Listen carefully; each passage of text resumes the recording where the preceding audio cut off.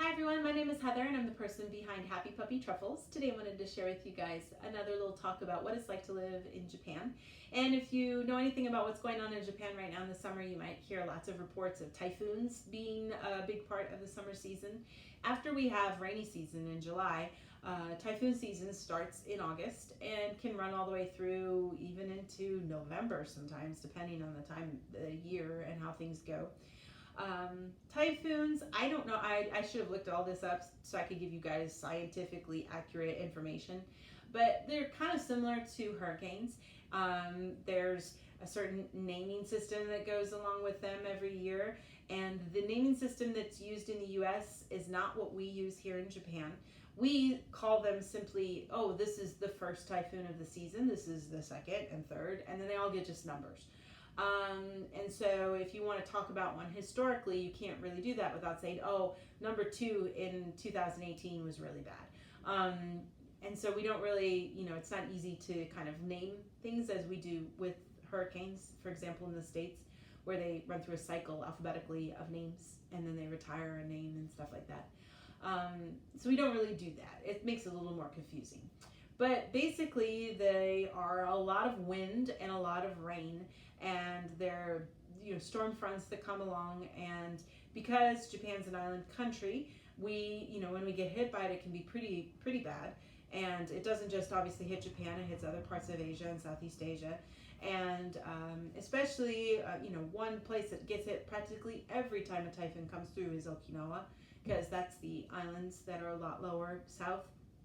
When a typhoon usually comes through, chances are it almost comes very close to or goes right over Okinawa on the way up.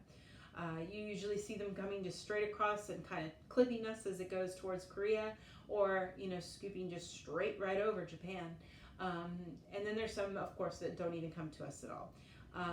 And generally as they hit land, they lose their speed sometimes and the strength. We talk about them in terms of how powerful the wind is and how much rainfall you're going to get. So when we know we have a big typhoon coming, usually what we do is most houses in Japan have, what do you call those? Shutters that you put over the windows. They're built into the houses so that you don't have to go out and actually lock them in place, like old school style. They slide from the side. If you open up the window, there's usually a little place that holds them all, and then you just slide them out and lock them in once you've slid them out. So they're pretty sturdy, very stable usually. The only way those usually rip off is if you didn't secure them, or if something smacks into it and juts it out weird, and then the wind might clip it and carry it away.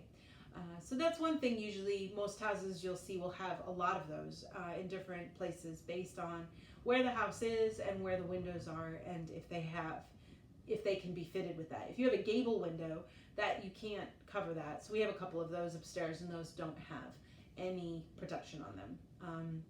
And then after that, you just basically make sure you don't have anything lying around outside that can fly away and hurt somebody, and you hope for the best. You hope it's not going to be too bad.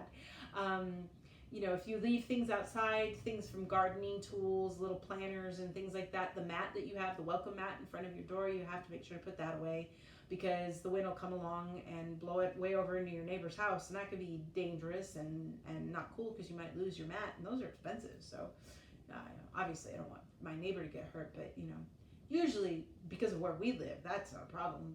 You live so far away from each other, it's more like, where did my mat go? I can't find it anymore. So but you have to be careful for that, and the wind blows things around and knocks down electric wires and stuff like that. So obviously all of that kind of goes together. We have problems, of course, with trees falling over. We've had, just in the last couple of years, even though the whole typhoon itself maybe wasn't so bad, we had some pretty massive trees fall over. One year we had a really big one fall over, and then a couple of years after that we had 2 of them. One really big one fell down, and a couple over into the side fell over too. Our trees are very far removed from our home, so even if one falls down, there's no chance it'll get close to our house, except for Mas's father's house. He lives in a smaller house right next to our house, and the mountain side there, if you'd call it, the hillside, is very close to his house. You could open your window and poke with a really long stick and touch the trees. So obviously if something like that were to fall onto his house, it would be a problem. But wind doesn't get into that area because it's sort of like in a little crevice, so it doesn't really usually become a problem. When they first built this house that we live in 25 years ago, I guess, there was a huge typhoon and it ripped a very huge chunk of the roofing off. So it can do that, where it can rip off pieces of roofing, it can rip off, it can flip cars, it can, you have to be careful. You can't, if the winds are bad, you are stupid if you decide to drive somewhere. And then the rains are just hard. If there's lots of rains, then you have problems of flash flooding and things like that.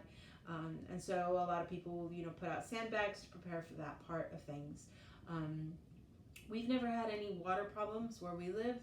And I think a lot of that is because we happen to have the hills that are around our house have a lot of very hard clay in them.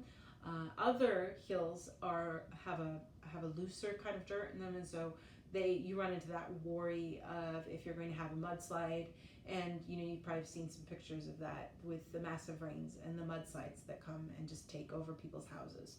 So where we are, we're pretty lucky that we don't have anything too bad. Even though our house sort of just kind of sits out a little bit and nothing is around it, though we are lucky so far at least that no winds have come along and really hurt us so much. We've never had any broken windows.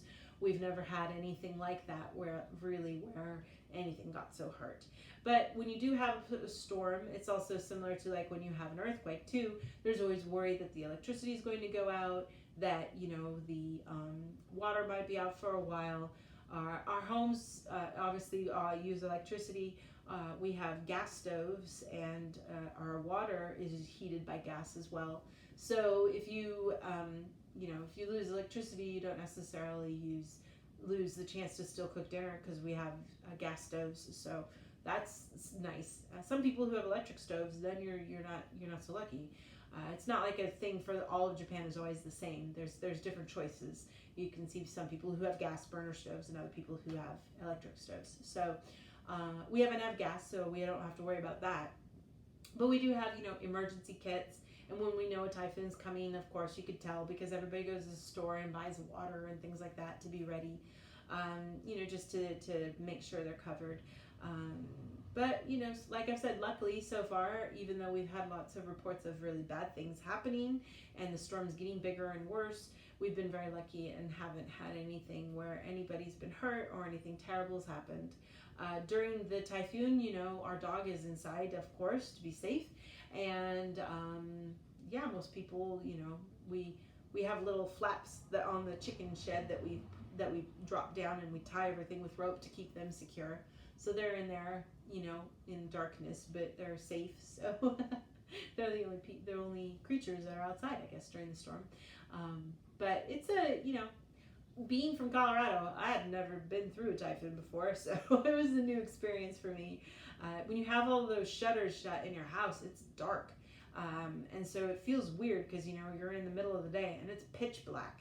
You go into a room and you can't see anything. There's no light. So getting used to that takes a little while, and the wind is loud and whips around so loud. And you think, wow, the house really must be falling apart. And it's not. It's okay. It's actually okay.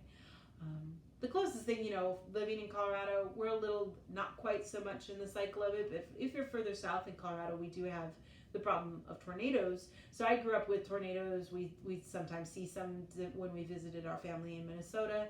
There'd be some, and so that was, tornado watching and stuff is kind of what we would do. We'd look out and go on the roof and watch a storm, develop over on the horizon in Colorado a few times. So that part of it's kind of fun, but for a typhoon, there is that moment where it's coming because there's that calm before the storm where it's just really quiet outside and kind of dark and eerie. So I like that time the best. It's kind of fun. So, but I kind of I like storms. I like rain and thunderstorms and stuff too. So, those kinds of things usually don't bother me too much. But, we're lucky. I know other countries in different parts of Japan, for example, have big problems. We're lucky where we are because we aren't in a location where there's lots of earthquakes. We do get some occasionally, but the most maybe is a 4. We've never really had so much bad ones that in this area, so that's nice. And, you know, typhoons where we are don't tend to be so bad. The chance of a tsunami coming where we are in Nagasaki, all you have to do is look at a map, and people in Nagasaki are probably not going to be the target of, you know, in the zone or the path of a tsunami at all. Because we're kind of in a little pocket area, so we're safe there. The only thing we have to worry about is we have one of the last few on the entire Earth active volcanoes very close to our house, and that's Mount Unzen. So that's the only thing to worry about. And that did erupt, you know, 25 some years ago. So that is something that we have to worry about. But other than that, there's really nothing here to be too worried about. So I try to use that as my, you know, speech to tell my family and friends when they're like, what? Why did you move to Japan? Don't they always have, you know, earthquakes and blah, blah, blah, blah, you know? And it's like, yeah, no, we're okay here. Don't worry. But, yeah, so I thought I'd kind of give you guys just a little brief story of what they're like a little bit without any of the science involved, of course. But if you guys have any questions, please feel free to just, you know, leave them in the comment section, and I'll do my best to answer them.